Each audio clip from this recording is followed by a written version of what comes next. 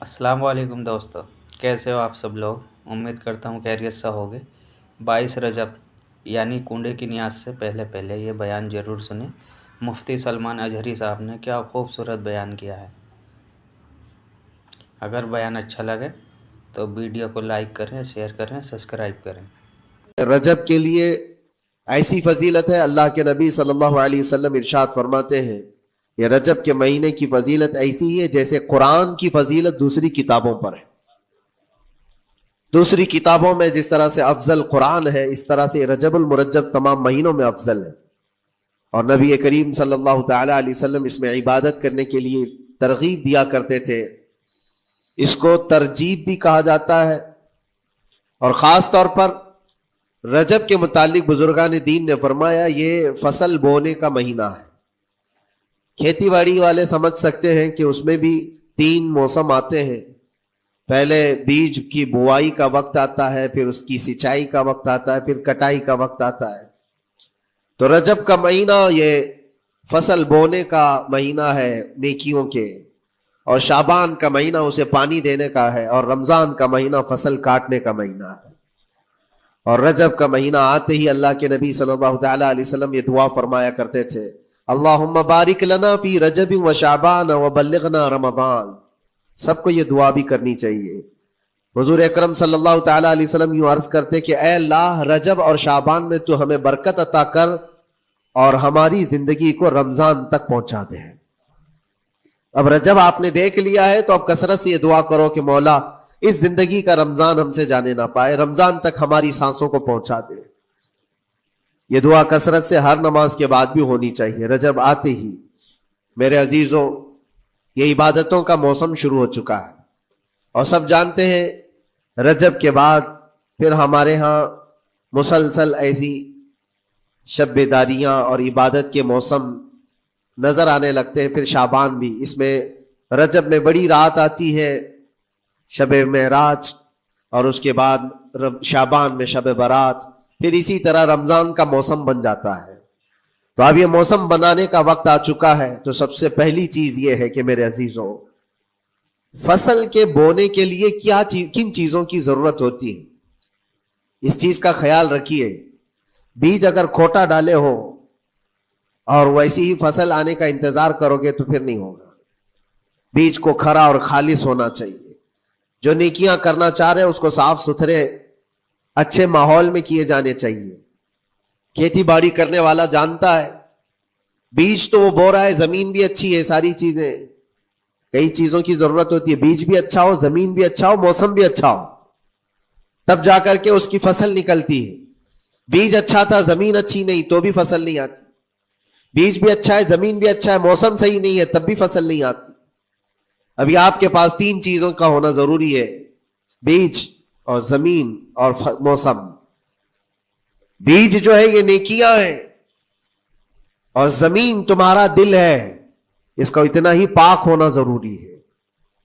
اور موسم یہ رجب کا ہے، اس میں تو کوئی شک نہیں ہے کہ عبادتوں کا موسم ہے، فصل کی اچھے لانے کا موسم ہے۔ لیکن سب سے پہلی چیز اب ہمیں ضرورت ہوتی ہے کہ ہم کیا بیج بو رہے ہیں۔ شیخ سعدی رحمت اللہ تعالی علیہ فرمایا کرتے کہ زمین میں ادرک بو کر کے گنا آنے کی امید تو نہیں کر سکتے، جو بویا ہے وہی اسی کی فصل آئے گی۔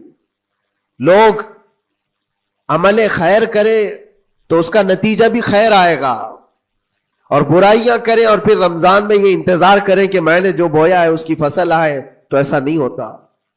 بہت سارے لوگوں کا وہ شک بھی میں دور کرنا چاہتا ہوں کہ رمضان المبارکہ میں فضیلتوں کو آپ سنتے آئے ہیں، رمضان ایسا مہینہ، ویسا مہینہ، اتنی برکتوں والا، اتنی رحمتوں والا، لیکن بہت سارے لوگوں کے حالات چونکہ تو ہی رہتے رمضان میں ویسے ہی ہیں، وہ لوگ کچھ بھی نہیں بدلے۔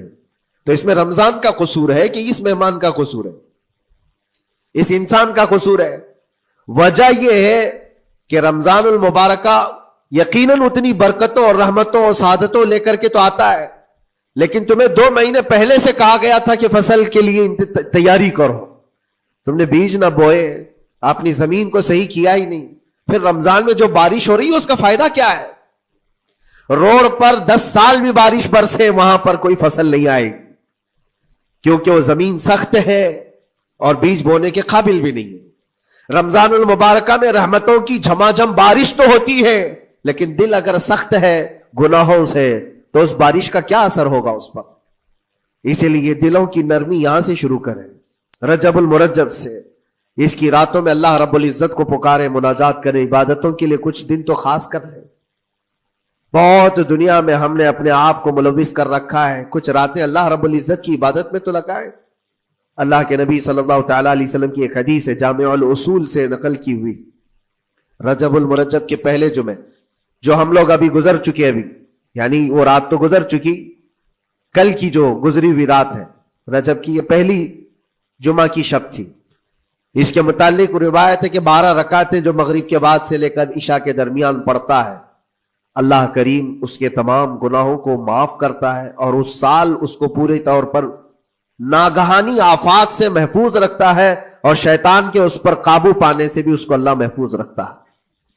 تو یہ تھی تیاریاں، یہ ساری چیزیں ابھی سے تیاریاں ہونی چاہیے۔ رجب کے 3 دن آتے ہیں جس کے متعلق فرمایا گیا ہے ایام بیز میں بھی 13، 14، 15 یا 14، 15، 16 یہ جو تاریخیں آتی ہیں اس میں روزے رکھو۔ اس کی بھی بڑی فضیلت ہے کہ تم تیاریاں ابھی سے شروع کر دو کہ رمضان المبارکہ میں اچھی فصل دیکھ سکے، ہمارے جسم کے اندر بدلاؤ آ سکے، ہمارے دل کے اندر انقلاب آ سکے۔ اور تیاری یہاں سے نہ کر کے صرف رمضان میں ہی امید لگائے بیٹھتا ہے تو میرے عزیزوں کچھ تو صفائی کی ضرورت ہوتی ہے۔ آپ نے اگر زمین خریدی کھیتی باڑی کی غرض سے اور گئے، وہاں جاتے ہی آپ نے سوچا کہ اس میں فصل آ جانی چاہیے، تو کسانوں سے پوچھو تو وہ بتائیں گے آپ کو نہیں، زمین کو پہلے صاف کرنا پڑتا ہے، کچرے ہوں گے اس کے اندر بہت سارے، ہل چلاؤ یا کسی بھی طرح سے اس کو صاف کرو۔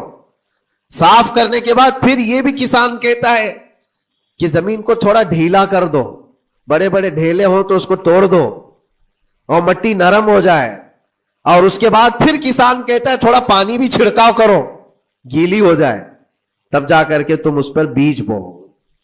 میرے عزیزو یہ رجب بیج بونے کا موسم ہے، تو پہلے زمین کو ڈھیلا تو کر دو، زمین کے اندر جو کچرے ہیں اس کو نکال تو دو، دل کے اندر جو وسوسے بھرے ہوئے ہیں، گناہوں کے خیالات بھرے ہوئے ہیں، اس کو پاک تو کرو۔ اس کو پاک کرنے کے لیے اللہ کریم کی بارگاہ میں آ کر گڑ گڑاؤ، تمہارا ایک آنسو تمہارے تمام گناہوں کو اور اللہ کے غضب کو ٹھنڈا کر دیتا ہے۔ ہاں، ایک آنسو کا قطرہ تمہارے لیے اللہ کریم ہے، موتی سمجھ کے شان کریمی نے چن لیے قطرے جو گرے تھے عرق انفعال کے۔ امام غزالی رحمت اللہ تعالی علیہ نے لکھا ہے کہ آج اللہ تبارک و تعالیٰ کی رحمت کو اپنی طرف مائل کرنے کے لیے اگر تم کچھ کر سکتے ہو تو بس یہ ہے کہ دنیا رونے اور گڑ گڑانے سے نہیں مانتی، لیکن مولا کریم بندے کے ایک مرتبہ سجدہ کر کے اسے پکارنے سے فوراً قبول کرتا۔ موسیٰ علیہ الصلاۃ والتسلیم اللہ تعالیٰ سے پوچھتے ہیں، مولا جب تیرے بندے تجھے پکارتے ہیں تو اس میں نیک لوگ بھی ہوتے ہیں اور گنہگار بھی ہوتے ہیں، تو کیا تو سب کی پکار کا جواب دیتا ہے؟ توجہ، اللہ رب العزت فرماتا ہے اے موسیٰ میرے پکارنے والے بندوں میں نیکوکار بھی ہیں، گنہگار بھی ہیں۔ ہاں، نیک بندہ جب مجھے پکارتا ہے یا ربی تو میں جواب میں کہتا ہوں لبیک یا عبدی، اے میرے بندے میں حاضر ہوں، بتا تیری کیا حاجت ہے۔ پھر موسیٰ علیہ السلام پوچھتے ہیں کہ مولا یہ تو نیک بندہ جب پکارتا ہے تو کہتا ہے لبیک یا عبدی، اور جب گنہگار پکارتا ہے تب کیا کہتا ہے؟ رب تعالیٰ فرماتا ہے جب میرا گنہگار بندہ مجھے پکارتا ہے یا ربی تو میں اس کے جواب میں 70 بار لبیک یا عبدی کہتا ہوں۔ ایک بار پکارے 70 بار جواب، ایسا کیوں ہے؟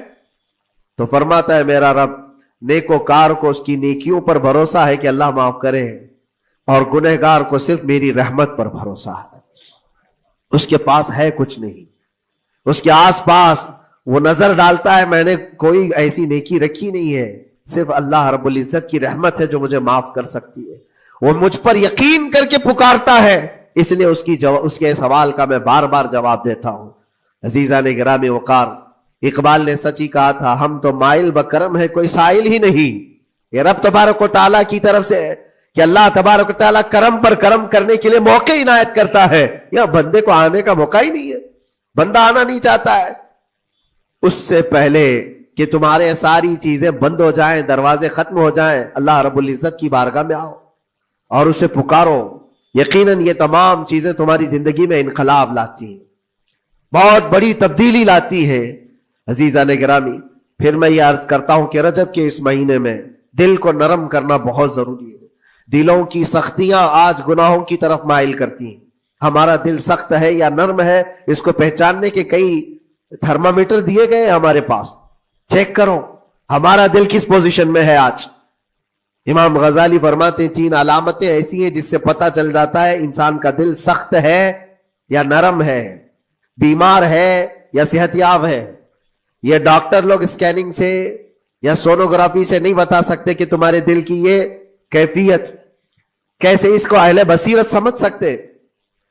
فرماتے ہیں کہ اگر مسجد میں زیادہ دیر تک بیٹھ نہیں پاتا تو سمجھ لو اس کا دل بیمار ہے, اس کا دل سخت ہو چکا ہے, اس کو مسجد میں بیٹھنے نہیں دیتا. یہی دل ٹیلی ویژن کے سامنے 3 گھنٹے بیٹھے, اس کو کچھ بھی اکتاہٹ نہیں آتی, موبائل پر گیم کھیلتا رہتا ہے. 4 گھنٹے گزر گئے کہ 5 گھنٹے گزر گئے اسے پتا ہی نہیں.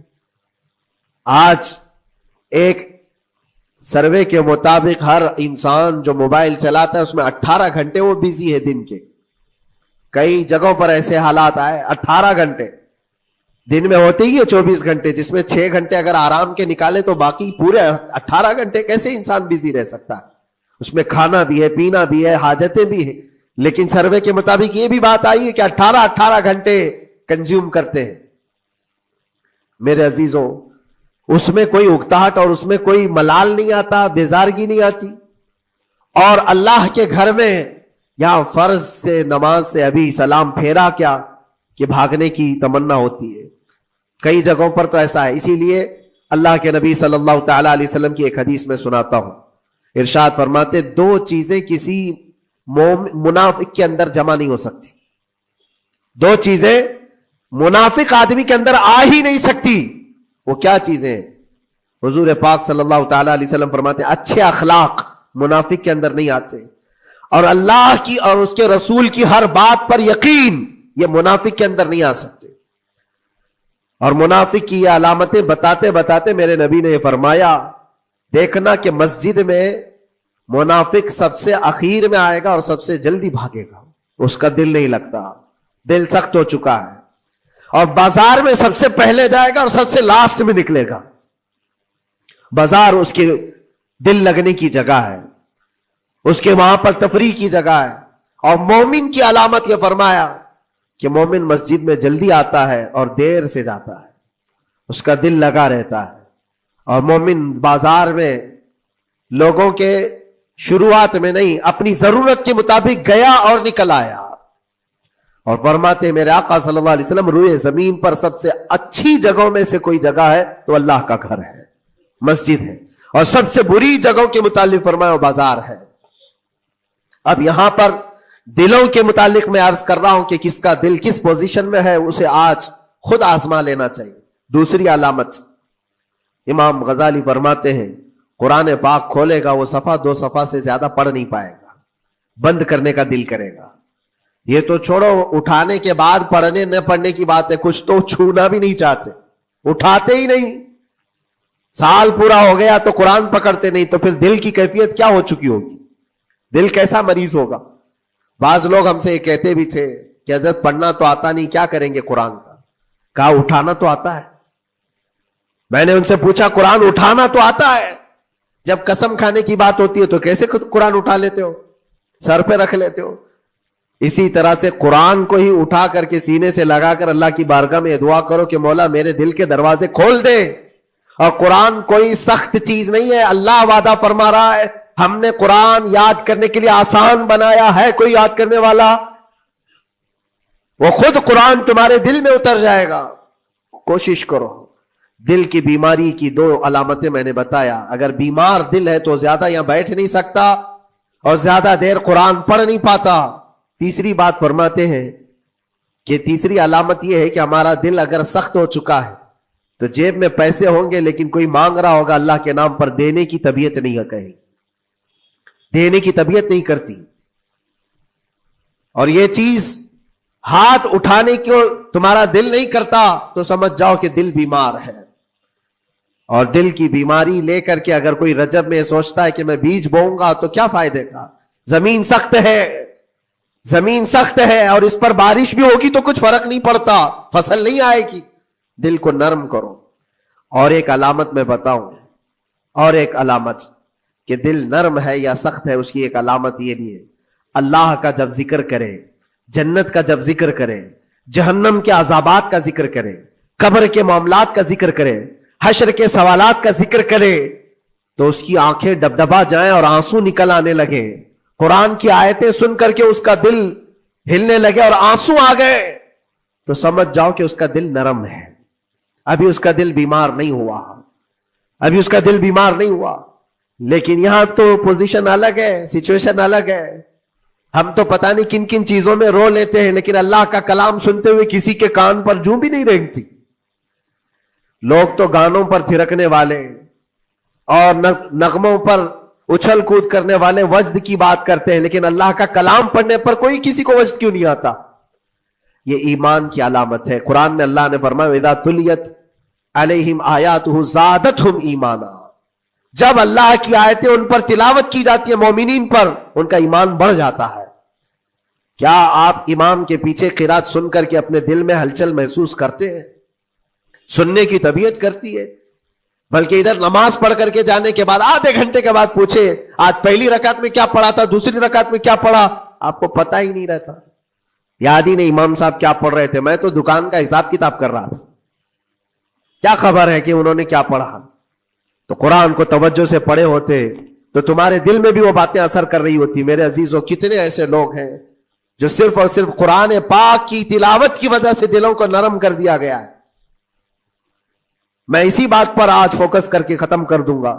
رجب المرجب بیج بونے کا موسم ہے، تو دل کے نرمی کے ساتھ ہی بیج بو، کیونکہ یہ زمین ہے تمہاری، اور زمین نرم نہ ہو تو کتنی بھی نیکیاں کرو کیا فائدے کی؟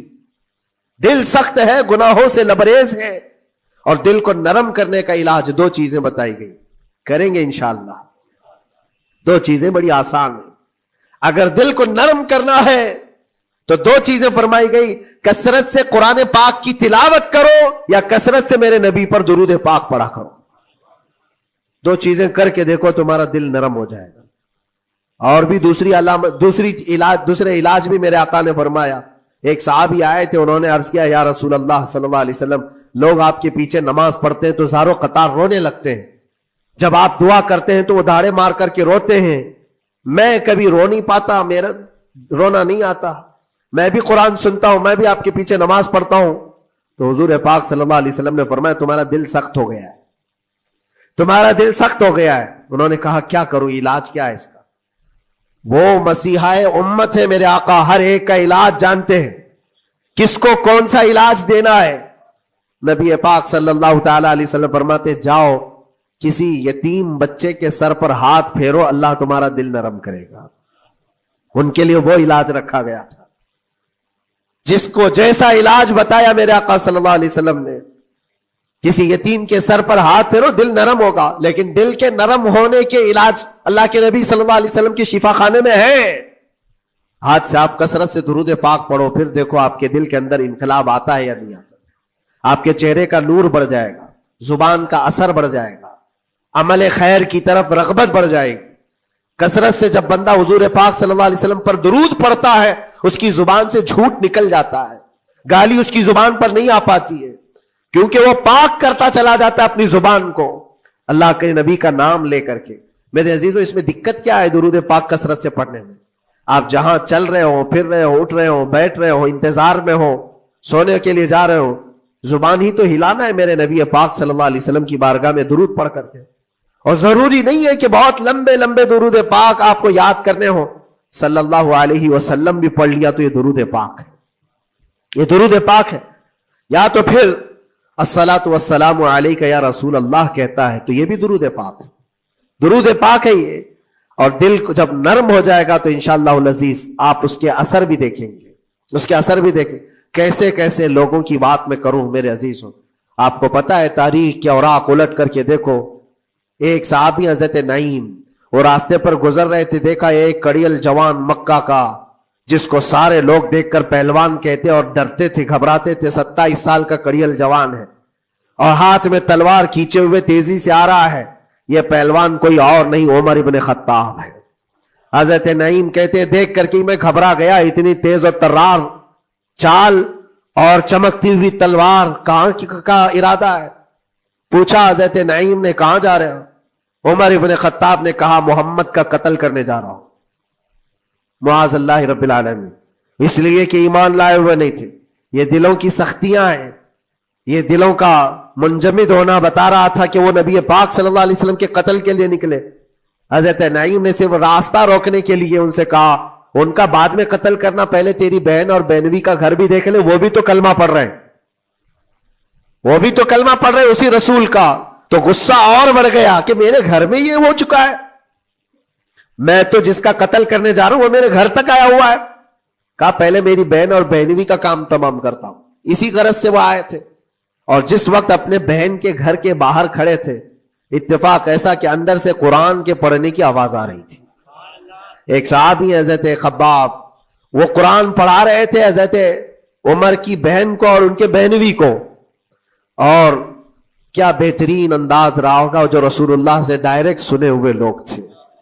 اللہ کا کلام اترا ہوا ہے جن کے اوپر، وہ اس وقت حاضر رہے ہوئے لوگ ہیں، قرآن کو پڑھ رہے تھے. طٰہٰ ما انزلنا علیک القرآن لتشقیٰ الا تذکرۃ لمن یخشیٰ. عرب لوگ اچھی طرح سے جانتے تھے ایک ایک حرف کا معنی کیا ہوتا ہے، وہ عربی جانتے تھے، ان کی مادری زبان تھی.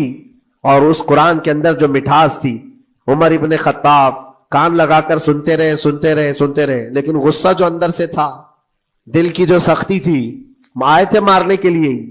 دروازہ زور سے ٹھوکنے لگ گئے، اندر لوگ ڈر گئے. حضرت خباب کو چھپا دیا، بہن اور بہنوی نے دروازہ کھولا. دروازہ کھلتے ہی ان پر حملہ آور ہو گئے. عمر ابن خطاب مارا، اپنے بہنوی کو بہت مارا کہ تم یہ کیا کر رہے ہو، دین بدل چکے ہو، یعنی تم یہاں سے نکل کر کے دوسری جگہ چلے گئے ہو، صحابی ہو گئے ہو. اپنی بہن کو بھی مارا، یہاں تک کہ ان کی ناک پھٹ گئی. جب لہو لہان ہو گئے تو عمر ابن خطاب نے دیکھا کہ میں اپنی بہن اور اپنی بھائی کو مار رہا ہوں. پھر تھوڑی دیر کے لیے دل میں رحم آیا. اور دل میں رحم آیا کس چیز کا، کس چیز کی وجہ سے نرم ہوا دل میرے عزیزوں؟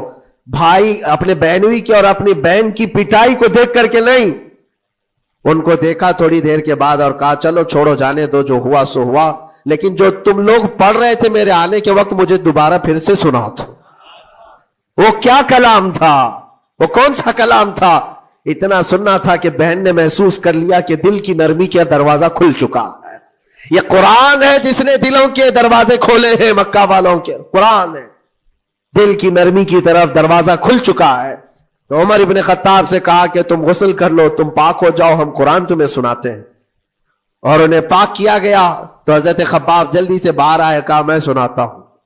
حضرت عمر کو جب یہ آیتیں سنائی گئی، جھوم کر کے سننے لگے.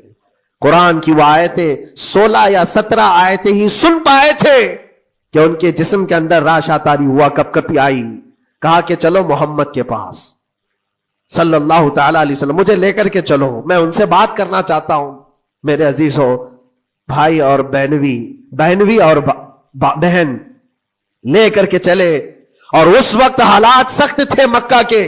حضور پاک صلی اللہ تعالی علیہ وسلم کے پاس 39 صحابہ تھے جو ایمان لائے ہوئے، اور پہرے داری میں امیر حمزہ کھڑے رہتے تھے کہ کوئی آئے گا تو میں اس کی برابر خبرگیری کروں گا.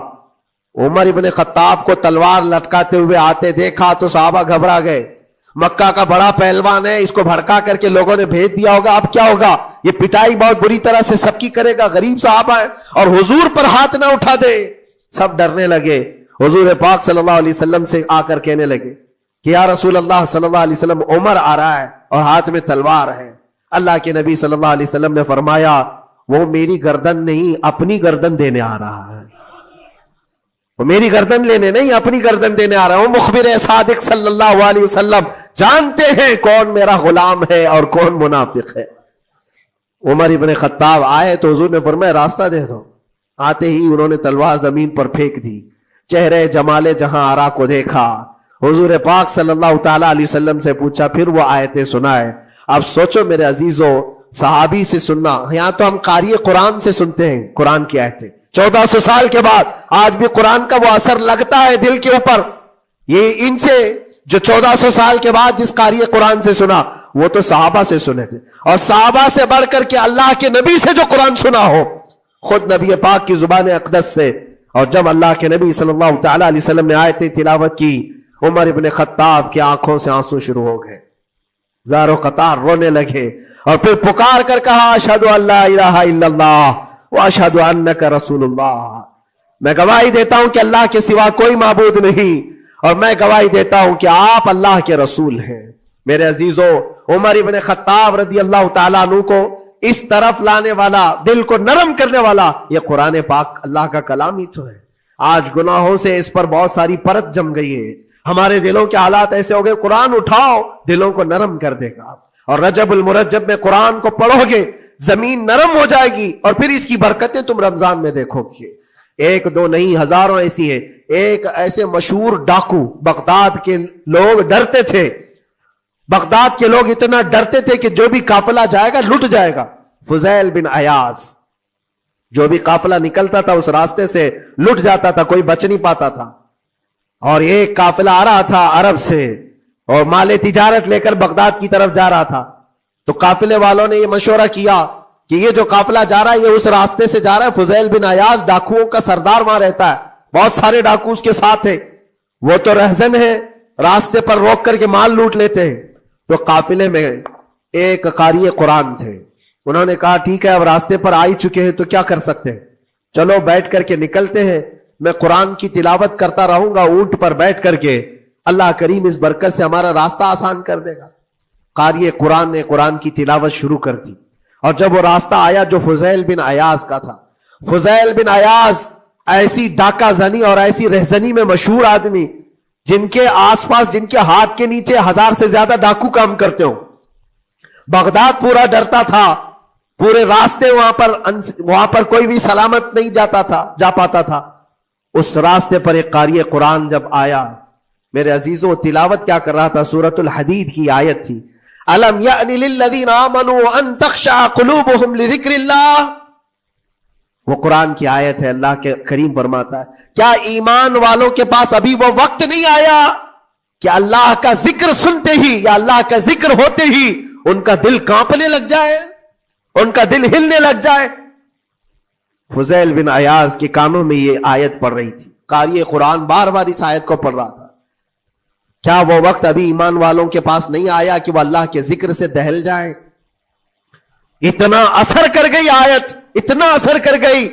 فضیل بن عیاض نے ہتھیار پورے پھینک دیے اور چیخ چیخ کر کے کہنے لگا آن لنا ربنا, آن لنا ربنا, اے میرے رب وہ وقت آ چکا ہے, اے میرے رب وہ وقت آ چکا ہے.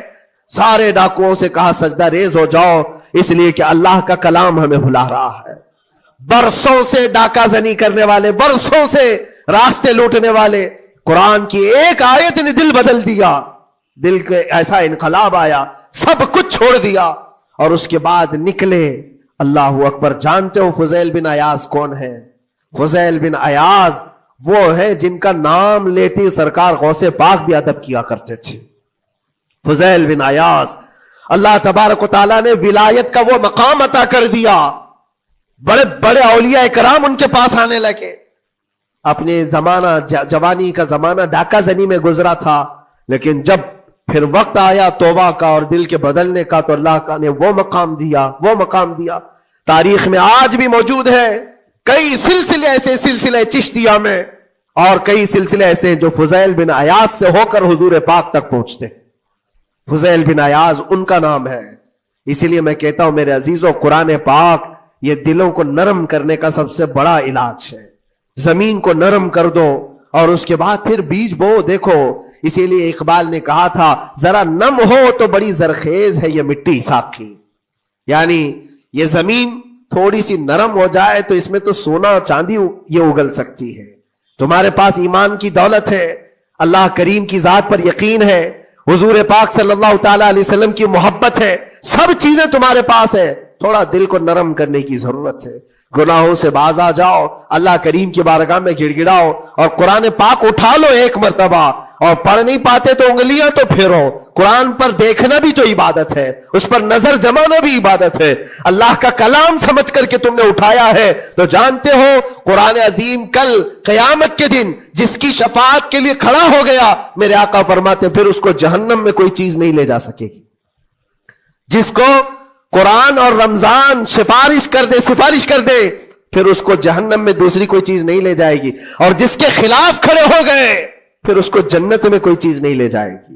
اسی لیے میرے عزیزو، اپنے دلوں کی نرمی کا یہ وقت ہے رجب المرجب، اور سب سے بہترین موقع ہے، عبادتوں کا موسم ہے۔ اور ساتھ ساتھ میں یہ بھی کہوں گا کہ اب ہم رجب المرجب کے ابتدائی دنوں میں ہیں، اور سنیوں کے لیے ایک بہت بڑی بات ہے کہ سرکار غریب نواز کی چھٹی بھی اسی میں موجود ہے، جو دلوں کو نرم کرنے کے لیے ہی تو آئے تھے۔ ہندوستان جو تشریف لائے تھے کس کام کے لیے آئے تھے؟ انہوں نے اپنے ذکر کی مجلسوں سے، اپنے واعظ و نصیحت سے ہزاروں کے دلوں کو نرم کیا ہے۔ آج بھی سرکار غریب نواز کے نام پر لوگوں کا دل نرم ہو جاتا ہے، اچھے اچھوں کو دیکھا ہے دل نرم ہو جاتا ہے۔ کیوں؟ وہ ایسے بزرگ تھے جنہوں نے اپنے تصوف کی تعلیمات سے کڑک اور سخت دلوں کو نرم کیا ہے۔ اللہ کریم نے ان کو ہمارے پاس جو بھیجا وہ عطا رسول بن کر کے آئے۔ آج سرکار غریب نواز رضی اللہ تعالیٰ عنہ کے وسیلے سے میں اللہ کی بارگاہ میں دعا کروں گا، مولا اس رجب المرجب کی برکت سے اور غریب نواز کی وسیلے سے ہم سب کے دلوں کو نرم فرما دے، ہم سب کو یہ موسم رجب المرجب کا بیج بونے کا بہترین نیکیاں کرنے کی توفیق عطا فرما، ہمارے قدموں کو خیرات کی طرف بڑھا دے، ہم سب کو شر و فساد سے محفوظ فرما، حرام کاریوں سے ہمارے ہر عضو کی حفاظت فرما۔ رب العالمین اکرم الاکرمین، قیامت کے دن تیرے نبی پاک صلی اللہ علیہ وسلم کے جھنڈے تلے ہم سب کا حشر فرما۔ وآخر دعوانا ان الحمد للہ رب العالمین۔ السلام۔